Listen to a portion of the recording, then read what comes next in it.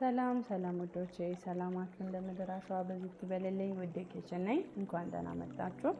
ዛሬ የመኮሮና ቤልባሻሜል ቀላል አሰራር አንድ ባንድ አሳያችኋለሁ። ተከተሉኝ። እንደዚህ የተፈጨ ስጋ የሚያስፈልገው ማለት ነው። የተፈጨ ስጋ የጋለ መጥበሻ ላይ እናደርጋለን። ምንም እንደዚህ ሳንጨምር አሁን እስከሚመጥ ድረስ ስጋችንን እናበስላለን ማለት ነው።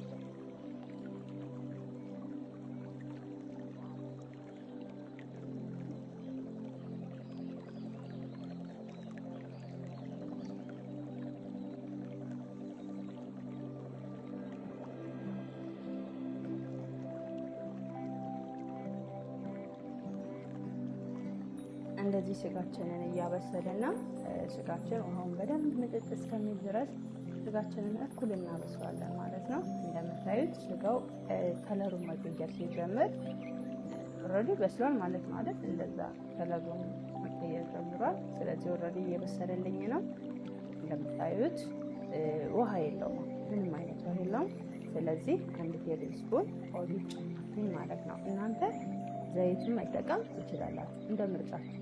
እኔ ኦሊቭ ነው የተጠቀምኩት።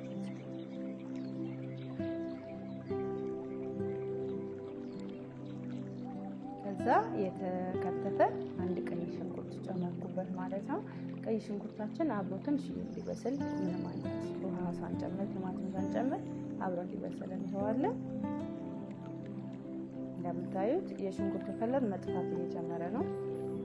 ነጭ ሽንኩርት ጨመርኩኝ። 5 ፍሬ የተፈጨ ነጭ ሽንኩርት ጨመርኩበት።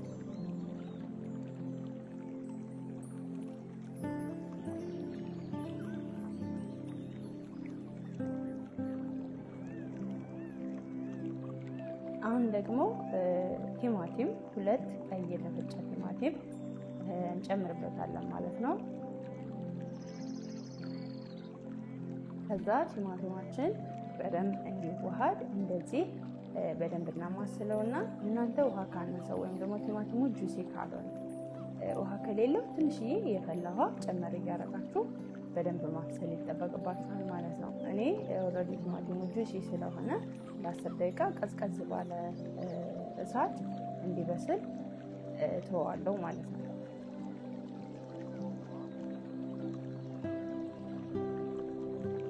10 ደቂቃ በኋላ እንደዚህ ቲማቲማችን በደንብ ተዋህዶ ከስጋው ጋር እንደዚህ በስሎ አገኘነው።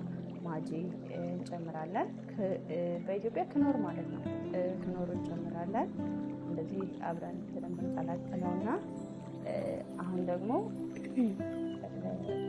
ቁንዶ በርበሬ፣ ካሞንና ኩዝባራ የተፈጨ ኩዝባራ ቀላቅላችሁ አንድ ላይ መጠቀም ትችላላችሁ ማለት ነው። እንዳልኳችሁ ቁንዶ በርበሬ፣ ካሞን እና ደግሞ ኩዝባራ ግማሽ ማንኪያ እንደ ላይ ቀላቅላችሁ ጨምራላችሁ ማለት ነው። ከላይ የምንጨምረው ጣሙ በጣም ተዋህዶ ኮምዛዛ እንዳይሆን ከላይ ኦሬዲ ከበሰለ በኋላ ትንሽ ጨው እንጨምርና ብዙ ጨው እንዳጨምሩሽ፣ ምክንያቱም ክኖር ራሱ በጣም ብዙ ጨው አለው በውስጡ። ስለዚህ ብዙ ጨው ከጨመራችሁ በጣም ጨዋማ ስለሚያደርግባችሁ ትንሽዬ የሻይ ማንኪያ ግማሽ ምጥን ጨው እንጨምራለን ማለት ነው። ስለዚህ እንደምታዩት ስጋዩ አልደረቀም፣ በጣም ደግሞ ውሃ የለውም። እንደዚህ ጨምስን ማለት ነው።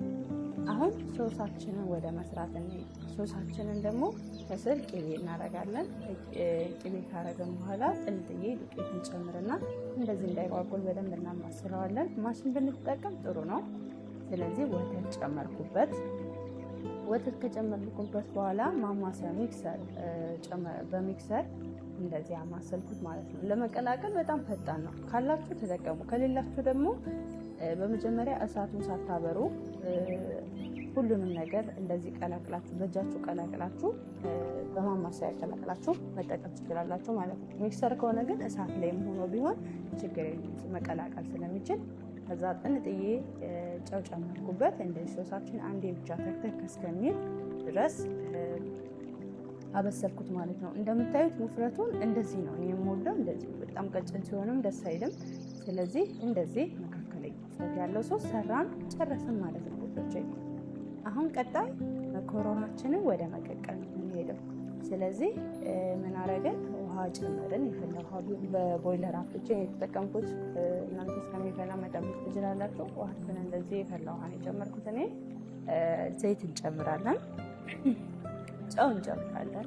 ኦብቪየስሊ ጨው እንጨምራለን። ዘይትና ጨዋችንን አንድ ላይ ውሃው ከፈላ በኋላ መኮሮና እንጨምራለን ማለት ነው። ይሄ መካከለኛ እንትን ያለው መኮሮና የጨመርኩት እንደምታዩት ማለት ነው። እኔ የጨመርኩት ሩብ ኪሎ ነው። ይሄ ማለት ከ500 ግማሹን የተጠቀምኩት። እናንተ እንደ ቤተሰባችሁ መጠን መጨመር መቀነስም ትችላላችሁ።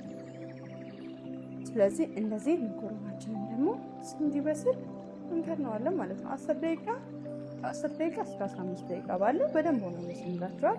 ዘይቱን ስለጨመራችሁበት እሱ በርስ አይያዝም። መኮሮናችንን እንደዚህ አብስለን እንጨርሳለን ማለት ነው ውዶቼ እንደምታዩ። ከዛ ልክ የሰራነውን ሶስ ከስር እናመጣለን። ሶሳችንን ጥልዬ በስሱ እንቀባዋለን።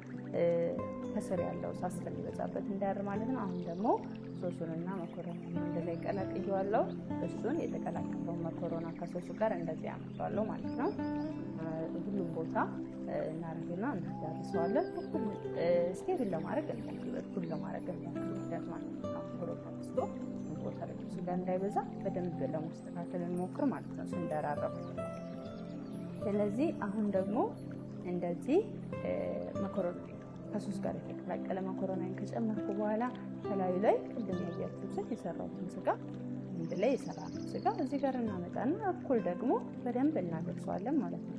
አንደኛው ቦታ ከፍ እንዳይል፣ አንደኛው ቦታ ዝቅ እንዳይል እንደዚህ በደንብ እናስተካክላታለን። ከዛ እንዲህ እናስተካክለን ደግሞ ስንጨርስ ላይ ሌላ መኮሮና አንድ ላይ የሰራነው መኮሮናው ከሶስ ጋር የተቀላቀለው መኮሮና እናመጣለን። እንደዚህ እናለብሳለን ማለት ነው። ስለዚህ እንደምታዩት ከስር ሶስ ጨመርንበት፣ ሶስ ብቻ። ከዛ መኮሮና በሶስ የተቀላቀለ፣ ከዛ ደግሞ ስጋችንን፣ ከዛ ደግሞ መኮሮና በሶስ የተቀላቀለ እንደዚህ ደራረብ ነው ማለት ነው። ከዛ በገስቴል እንሸፍንና በ180°ሴልሺየስ በኦቨን ውስጥ ለ30 ደቂቃ እናቆየዋለን። እናንተ ማዛሮላችሁ የምትወዱ ከሆነ ከላይ ላይ ማዛሮላችሁ ብታረጉበት የተሻለ ከለር ይሰጣል ብዬ አምናለሁ። ስለነበረ ጊዜ በጣም ነው የማመሰግነው። ሁላችሁም ሰብስክራይብ በማድረግ ቤተሰብ ነው በማውጣት ደግሞ ሁሉ ጊዜ አዲስ ቪዲዮ ስለቅ እንዲደርሳችሁ ማድረግ ትችላላችሁ። ኮሜንት ለመቀበል ዝግጁ ነኝ። በጣም አመሰግናለሁ። ክበሩልኝ። ታማኝ ሁላችሁ ለሁላችሁ